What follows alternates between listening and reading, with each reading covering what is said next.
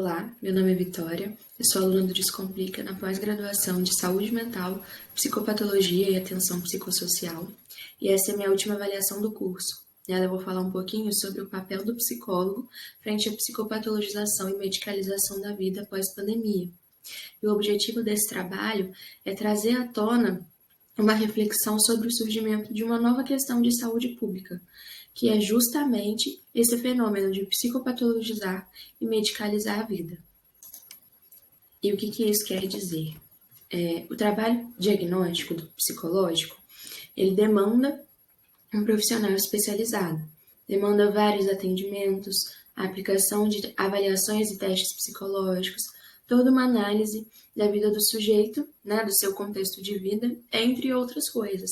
E as pessoas têm feito isso consigo mesmas sem qualquer fundamento e, consequentemente, estão se automedicando com remédios tarja preta e que possuem um alto risco de dependência, sem um acompanhamento de um profissional que seria o médico psiquiatra.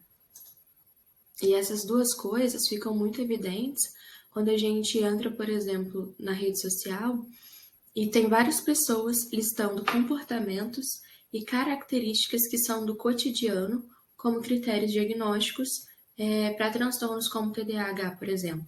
E também quando a gente vê o crescimento da venda e do consumo de alguns ansiolíticos, alguns benzodiazepínicos, que são utilizados no tratamento de ansiedade e outros transtornos. As pessoas estão utilizando esses tipos de medicação sem nenhum tipo de acompanhamento, o que traz muitos malefícios para a saúde dessas pessoas. E qual que é o papel não só do psicólogo, mas também dos demais profissionais da saúde? Antes de tudo, ele começa na identificação do público-alvo. Então, quem são essas pessoas que estão se autodiagnosticando e se automedicando? São pessoas pobres, ricas, mais jovens, mais idosos, com maior ou menor nível de escolaridade, entre outros fatores. É importante reconhecer esses fatores para que sejam traçadas estratégias direcionadas, levando em conta as especificidades desse grupo.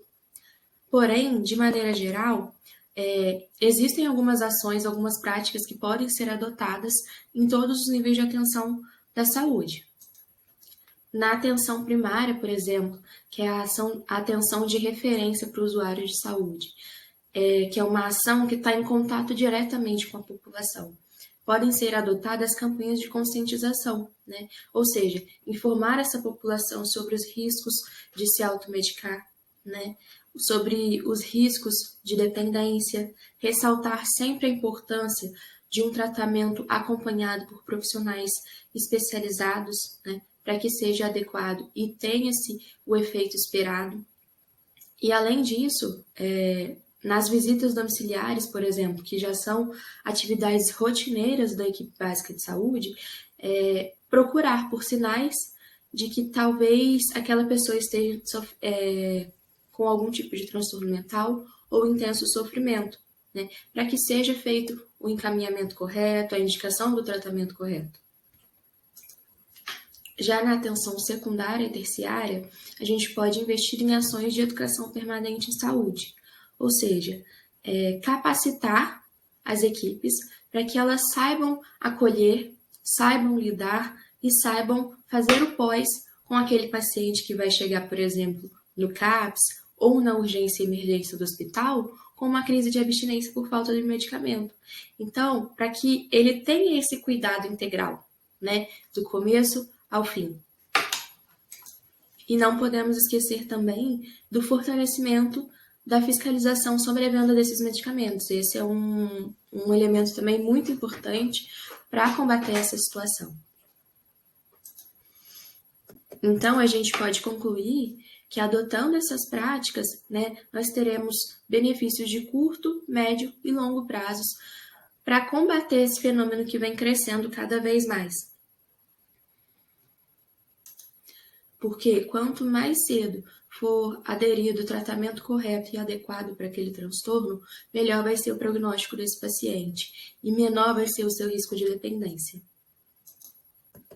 Muito obrigada pela atenção.